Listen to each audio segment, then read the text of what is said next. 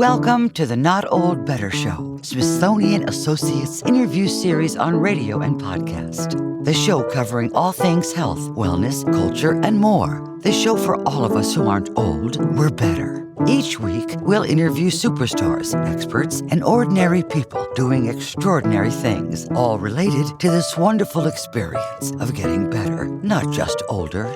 Now, here's your host, the award-winning Paul Vogelzang. Welcome to the Not Old Better Show Smithsonian Associates Interview Series. I'm Paul Vogelzang, and today we're asking a question that touches every part of our lives, one that feels especially relevant to those of us 50 and older who are navigating life's later chapters with purpose, curiosity, and maybe a little decision fatigue. What if the very thing we've been told defines our freedom, our ability to choose, is actually overwhelming us? Our guest today, renowned historian, Smithsonian Associate Sophia Rosenfeld, asks that very question in her brilliant new book, available at Apple Books, The Age of Choice, A History of Freedom in Modern Life. Smithsonian Associate Sophia Rosenfeld will be appearing at Smithsonian Associates coming up. Please check out our show notes for more details on her presentation titled A History of Freedom in Modern Life, The Age of Choice. But we have Smithsonian Associate Sophia Rosenfeld today, who will tell us that from grocery aisles to voting booths, from personal belief to political identity, Sophia Rosenfeld takes us on a riveting tour of how we came to equate picking from a menu with liberty itself and what that belief has cost us. This is no abstract academic exercise. For those of us who've lived through decades of cultural shifts, from the rise of consumer culture to the women's movement to the explosion of digital options, this story feels personal.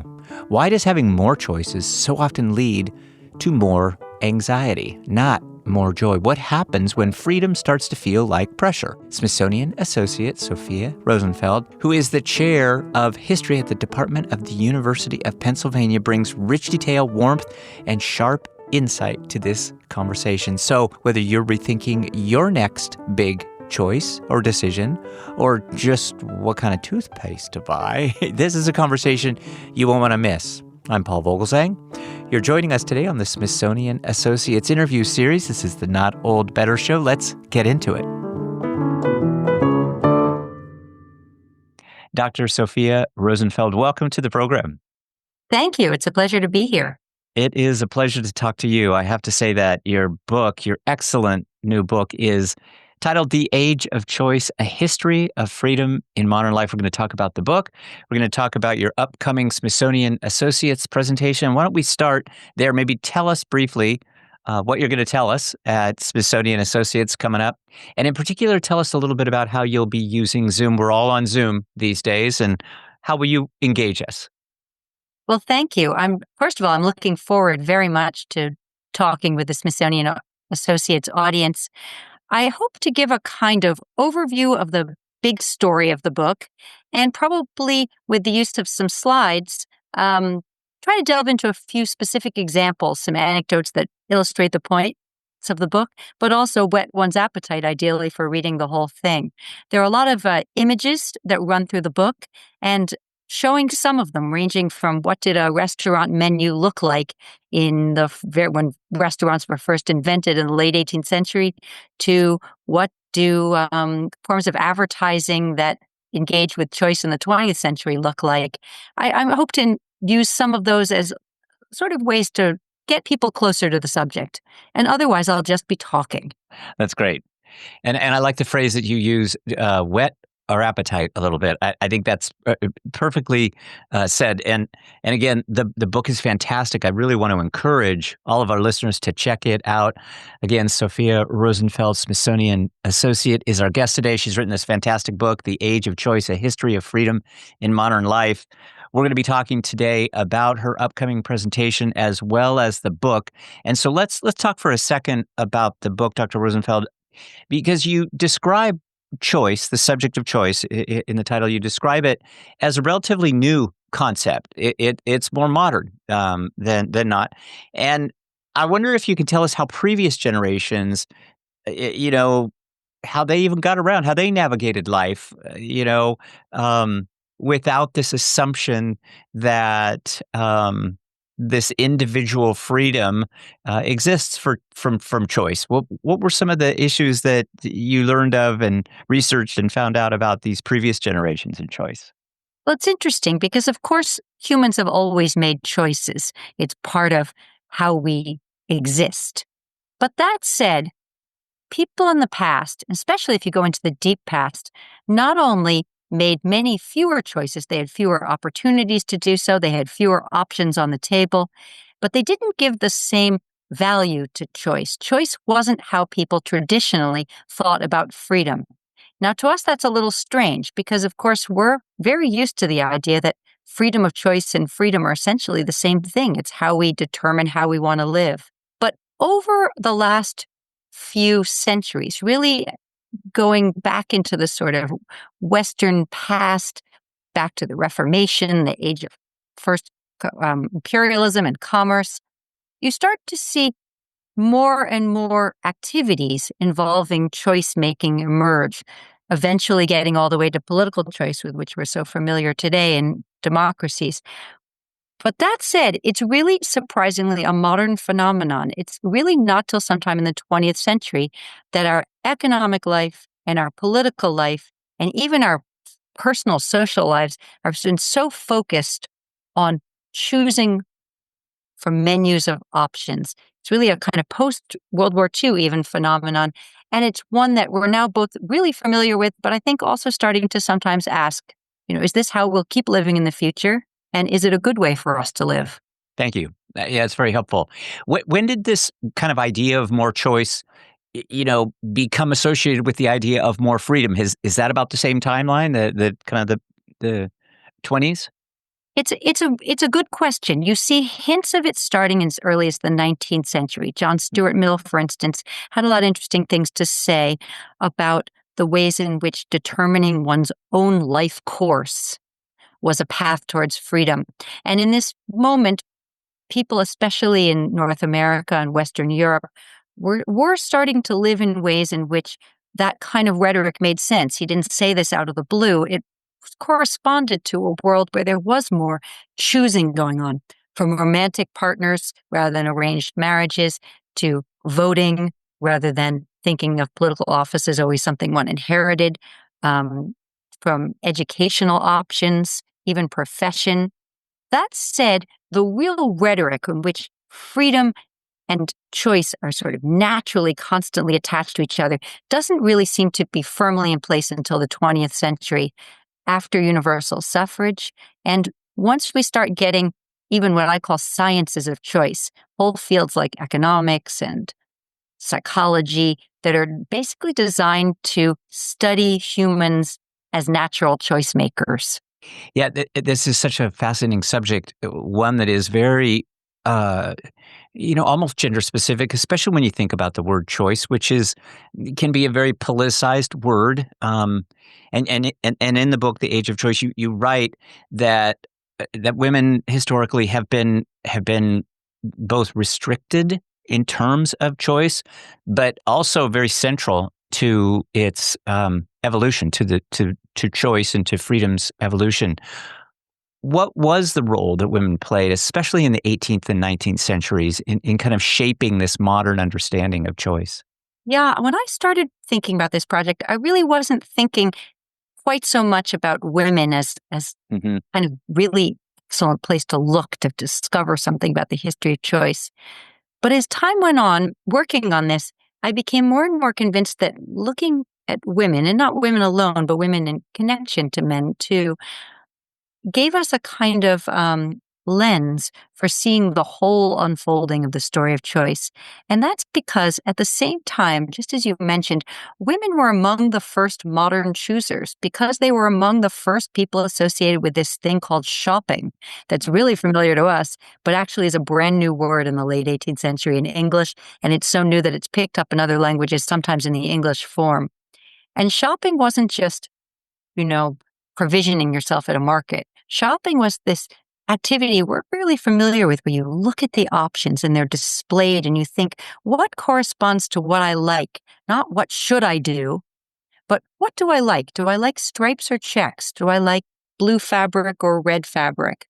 That made women both, in some ways, this kind of paradigm of modern chooser, but also had them tainted as somehow sort of superficial and flighty and more worried about things like, do I like red or blue, than what was the moral thing to do in any given moment. And I think women sort of were always being pulled in those two directions, maybe up to the present, whereby women have often aspired to more choice, to expanding realms of choice. They often argued, for instance, for suffrage by saying, we already are able to make choices in lots of other domains. Why can't we make them in politics too? But there was always sort of an implication, sometimes coming from other women, sometimes from men, that women weren't good choosers. They were fickle. They didn't know their minds. They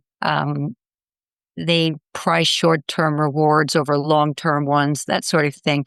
So I've been really interested to follow that tension in thinking about women. And I think it goes all the way up to, you mentioned, choice is a politicized word. It goes all the way up to our debates about reproductive choice, how to think about women's autonomy, women's decisions. When should they have choices? When shouldn't they? When are those choices moral? And when are they kind of just about lifestyle or something like that?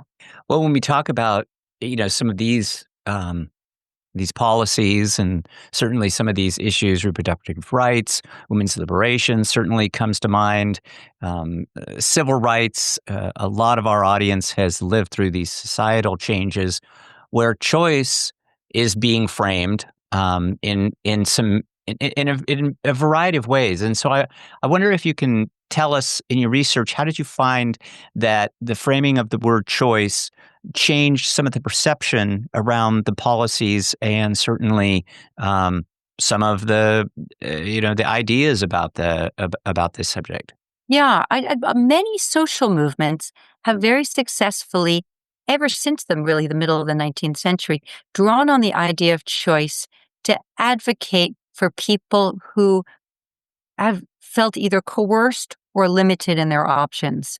And you see it in abolitionism in the 19th century, and I think you see it really strikingly in feminism in the late 20th century, building on that idea of the suffragists, women who argued for women having the vote.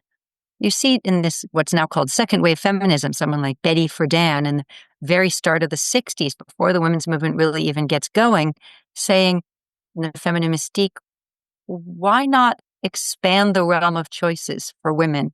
Why is choice not extended so often, for instance, to profession, but extended endlessly to what to have for dinner? And she really kind of takes the model of the supermarket, which is a modern institution by this point, and says, why is the supermarket in a sense more limited for women? And she building on a kind of liberal notion, going back to people like Mill. And it's a very successful strategy. Women's rights have often been framed in the modern era around choice, or you might say that without notions of choice, women's rights would never have taken off at all. It's hard to say. That said, I'm also interested in some of the limitations around choice. So it's been liberating for many social movements, just as you described, and some of your listeners may well, have real experience thinking about how choice has been mobilized by different social movements in different moments. But sometimes choice has turned out to be a limited way, in some ways, of conceptualizing what a full set of freedoms would look like. Hi, this is Paul. Before we jump back into today's show, I want to take a moment to recognize a truly special milestone, Smithsonian Associates' 60th anniversary. Since 1965, Smithsonian Associates, the largest museum-based education program in the world, has been inspiring lifelong learners with unforgettable experiences, connecting audiences with the Smithsonian's museums, research, and experts in new in exciting ways. This year, the celebration is for you, with a full year of special programming both online and in person, from behind-the-scenes looks at Smithsonian collections to conversations with astronauts, historians, filmmakers, and curators. There's something for everyone. Smithsonian Associates has created something extraordinary. I'm proud to partner with Smithsonian Associates to share their incredible programs with the Not Old Better Show audience. Thanks for being part of this journey. Here's to 60 years of curiosity, learning, and discovery. We've seen how choice shaped the marketplace, but what happens when the same logic moves into the voting booth, the bedroom, or the ballot on reproductive rights? As Smithsonian Associate Sophia Rosenfeld reminds us, freedom didn't always mean picking from a list. So how did we get here? And what does it really cost us to call that liberty? Let's keep going. Our guest today is Smithsonian Associate Dr. Sophia Rosenfeld, who has written the wonderful new book, The Age of Choice, A History of Freedom in Modern Life. We will have links so that our audience can find out more about Dr. Rosenfeld, her work, this wonderful book, and her upcoming presentation at Smithsonian Associates. As I say, the book is wonderful. I really appreciate you sharing it with me. I want to make sure and just emphasize to our audience to pay attention, to learn a little bit about this. Find this book and read it. It's getting great reviews online, not just from me, but from many. I read a review from The Atlantic that said that Sophia Rosenfeld, so let me make sure and get my glasses so that I can read this correctly for you. Sophia Rosenfeld's The Age of Choice is a brilliant, eye-opening exploration of how modern life turned picking from options into a definition of freedom, and why that might not be as liberating as we think. So my question for you, Dr. Rosenfeld, is, with all of these choices, when we think about happiness that maybe can come from the word choice, or certainly having options, are we happier now that we have all these choices? Did you find in your research that there was just more happiness when we didn't have all of these choices? What's the kind of the tenor? A wonderful question. And I wish there were a definitive answer. Happiness indexes now actually try to account not just for things like prosperity, but by nation, how much choice do people have? So there's a strong sentiment out there in much of the world that the more choices you have, the happier people collectively and individually are likely to be. And it's a really interesting idea, because it's not traditionally how happiness, any more than freedom, has been measured. Mm-hmm. But there are, and certainly there are many ways in which we can think about how choices where to travel, for instance, can be an immensely rewarding and enriching way to live one's life. But there are some really interesting critiques too, particularly of what's sometimes called now choice overload, which is this idea that we're actually drowning in choices, that it's actually a tremendous amount of responsibility to feel responsible for every decision one makes, some of which involve things like predicting, will you get sick? Will you need the health insurance plan that offers this option versus that option? Who could know? And it feels like a burden of sorts. And we all know that we're sometimes punished for making choices that turn out not very well, when maybe the options weren't that good to begin with, or we didn't have full information.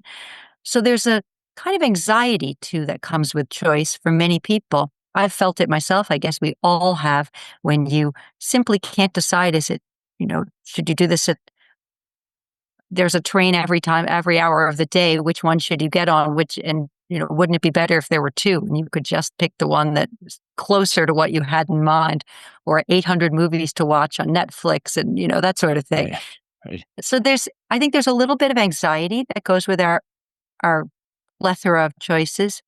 And the bigger critique, and the one that some political theorists make, which I think is really important too, is that sometimes all this energy focused on individual choices makes it quite hard for us to think about communal solutions to problems. It's not easy for us to, as a culture, figure out what's in everyone's sort of collective best interest, because we're constantly being told to make the choice in terms of what we prefer for ourselves or our families in any given moment. Yeah, that's interesting. And so in that sense, do you think the word has become too commercialized? Are we focused more on kind of this idea of competition for what we consume as opposed to how we can live our lives a little bit better and how we can improve societally by some of the choices that we make? It's an interesting question to think about whether the word itself is leading us astray. Sometimes I think it is. We're very used to advertising telling us, you have a good choice, make a smart choice. This is the best choice. You have choices with us. I mean, it is a term of commercial culture for sure, but it's also a term of human rights. If you look at both constitutions, charters, human rights doctrines, they sound a little like advertising to us sometimes. Yeah, right. You have the choice in where to live. You have a choice in what organizations you join. They don't talk that much about commercial choice, but there's a whole other set: choice in religion, choice in spouse, choice in education, and they keep proliferating, just like commercial choices do. Sometimes this seems like a wonderful thing, but from all that we know about the collective problems we face, things like the environment, say, it's hard to imagine most of those being solved through lots and lots of individualized choices. I want to live this way. I want to do this, that, and the other. What could be liberating for the self might turn out to be collectively not very good for everyone. And it's the balancing of those things that is really hard to sometimes come by. My book is not intended to be a kind of manifesto for these are the good choices and these are the bad ones, or this is when you should choose and this is when you shouldn't. But I do think more self-consciousness, more sort of critical awareness of when we choose to be invested in choice and when we don't, it would be a good thing. And I hope that this kind of looking at the history of something that otherwise might seem very natural to us, almost universal, would lead someone to ask some questions along these lines, like, is choice really producing happiness? And when are my choices good for me, but potentially detrimental for someone else? What do you think is gained by, and even lost by framing some of these arguments around choice, especially the arguments that do involve moral questions and personal choice? Are we really boxing ourselves in too much there? So I'll give you, it's a tough question to answer, and I'm going to give you an answer that looks particularly at this question about the history of how we've thought about reproductive rights, if that might give an illustration of that point. In the 1970s, after Roe v. Wade was decided, feminist groups, Planned Parenthood and Now, which were really nascent in that period, were trying to look for some kind of thing that they thought would most people could agree on. Should they argue this is about women's equality or about health care or population control? That a lot of arguments were tried out. And the mainstream feminist organizations settled on this idea that sounded very clever in its moment: choice. The idea being, you don't have to like this option. You don't have to do this option, but you're just increasing the menu of possibilities for people. And across the right and left of the political spectrum, choice was a really operative term. So it seemed like something we could agree on. It was just enlarging the set of possibilities. Then you picked what matched your moral values. But two critiques quickly emerged. And both of them have had some real currency. The one on the right we're probably more familiar with was setting up this idea of a right to life rather than choice, which reintroduced a kind of moral dimension. Said, like, don't we have to talk about the moral stakes in what we choose? And on the left came a kind of more radical critique that said, what is a choice when you aren't providing means to experience that choice? If you can't afford an abortion, say, if you don't have time off work, if there isn't money for raising your children afterwards, isn't it kind of an empty promise to simply say it's available somewhere for someone? And in some ways, those encapsulate the limitations of thinking about rights always in terms of choice. And which is not to endorse any one of those positions, but to see them as a kind of set of different ways of framing what, say, women need to thrive. And I've found that very interesting as a way of answering this sort of larger question: what have we gained and lost? And I think what we've gained is lots of possibilities for individual self-realization in so many different arenas, but we've sometimes lost questions on the one hand about the sort of moral framing of what we do, and we've sometimes lost questions about the ways in which many people are left out of those opportunities, that choice is often insufficient without having more means and more help in realizing those choices.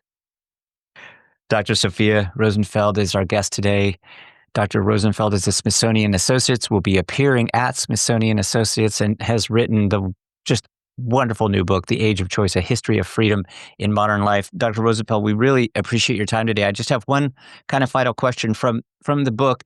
You write, and I really like this, you say that our choices shape our identity, but not everyone gets the same menu. And we've talked a little bit about women. Who else does that apply to? Oh, I think if you think around the world, potentially human rights gives all of us areas of choice, but we all know that our choices are always constrained. In every person in the world's choices are constrained by external and internal factors.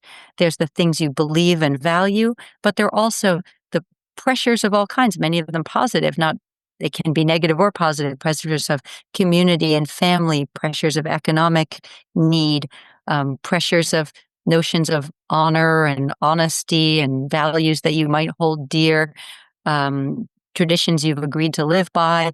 All of these shape our choices all the time. And I think it is important to recognize that not everybody starts with the same menu. We have greater and lesser menus, and we have greater and lesser opportunities to exercise choice. And I think we might be kinder to others if we recognize that, those close to us and those we don't know too, thinking that people are often dealing, as they say, with the deck of cards that they got, that in the sense that opportunities are not the same. And we should value the ones we have for sure, but also make sure we're not blaming other people for not making the same decisions we might have made when they might have been operating in really different circumstances. Smithsonian Associate Dr. Sophia Rosenfeld's been our guest today, author of the new book, The Age of Choice, A History of Freedom in Modern Life. We'll have links so that our audience can find out more about the book, more about Dr. Rosenfeld's work. And I'll just throw this right at you right now, Dr. Rosenfeld. I know it's right off the cuff, but as you do more work in this area, we'd love to have you back. I know this is just going to be a fascinating subject for our audience. Congratulations on your work and all of your research, all that you're doing. We look forward to seeing you at Smithsonian Associates, but thanks so much for your time today. Thanks so much. I'd love to come back. And I too very much look forward to the conversation with Smithsonian Associates. So thanks so much for having me on your show. Thank you. In a time when everyday life feels saturated with decisions, what to buy, how to vote, who to trust, the age of choice reminds us that more options don't always mean more freedom. Smithsonian Associate Sophia Rosenfeld's powerful insight reframes modern liberty, challenging us to rethink how choice shapes our lives, values, and the collective future. That's it for today's conversation. That's fascinating, right? My thanks to Smithsonian Associate Sophia Rosenfeld, who joined us today and who will be appearing at Smithsonian Associates coming up. Please check out our show notes for more details on her presentation titled A History of Freedom in Modern Life, The Age of Choice. Smithsonian Associate Sophia Rosenfeld has taken us from the 18th century shopping stalls to modern-day ballots and browsers, showing us that freedom isn't just about choosing, it's about understanding why we choose, how we choose, and who shapes the options we're given. For those of us over 50, this episode hits home. We've lived through eras where choice expanded dramatically, and now we're often the ones making the biggest decisions of our lives: retirement, caregiving, health, even where to call home. Sophia Rosenfeld's insights are a powerful reminder that freedom isn't about endless options, it's about meaningful ones. You can listen to this episode and so many more of our Smithsonian Associate Interview Series episodes at the notold-better.com website, where our entire archive is available for streaming anytime. Follow us on social media. We're on Twitter at NotOldBetter and Instagram at NotOldBetter. Let us know how you define freedom in a world full of choices. I'd love to hear more. This is a production of NOBS Studios. I'm your host, Paul Vogelzang. Thanks for joining us today, spending time on the Smithsonian Associates Interview Series. Please be well, be safe. Let's talk about better. Thanks, everybody. The Not Old Better Show. Join me again next time.